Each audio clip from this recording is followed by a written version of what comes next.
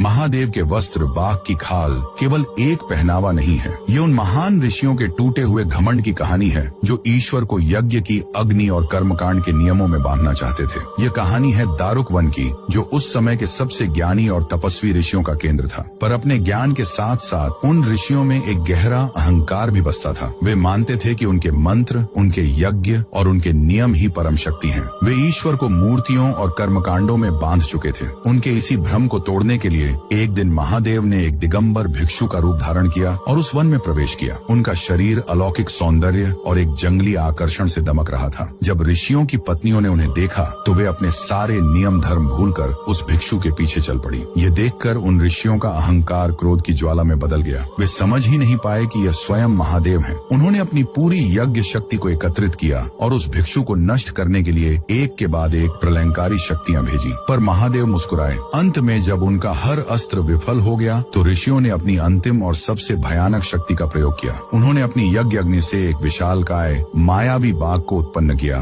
और उसे उस भिक्षु पर छोड़ दिया। पर वह बाघ जिस पर झपटा था वह कोई साधारण भिक्षु नहीं बल्कि स्वयं पशुपतिनाथ थे, पशुओं के स्वामी। महादेव ने उस बाघ को खेल खेल में वश में कर लिया और अपने नाखून के एक ही स्पर्श से उसकी खाल उतारकर उसे अपने वस्त्र की तरह धारण कर लिया। वह बाघ केवल एक पशु नहीं था, वह उन ऋषियों के अहंकार, उनकी अनियंत्रित इच्छाओं और उनकी कच्ची पाशविक शक्ति का प्रतीक था। उस खाल को पहनकर महादेव ने यह घोषणा कर दी कि वे केवल देवताओं के ही नहीं बल्कि हर उस प्राकृतिक और पाशविक शक्ति के भी स्वामी हैं जिसे मनुष्य नियंत्रित करने का दंभ भरता है। ये वस्त्र हमें याद दिलाता है कि सच्ची शक्ति बाहरी आडंबरों में नहीं बल्कि अपने भीतर की पशु वृत्तियों जैसे अहंकार और क्रोध को वश में करने में है। उस दिगंबर महादेव के सम्मान में जो अहंकार को भी अपना वस्त्र बना लेते हैं, कमेंट्स में जय पशुपतिनाथ महादेव अवश्य लिखें।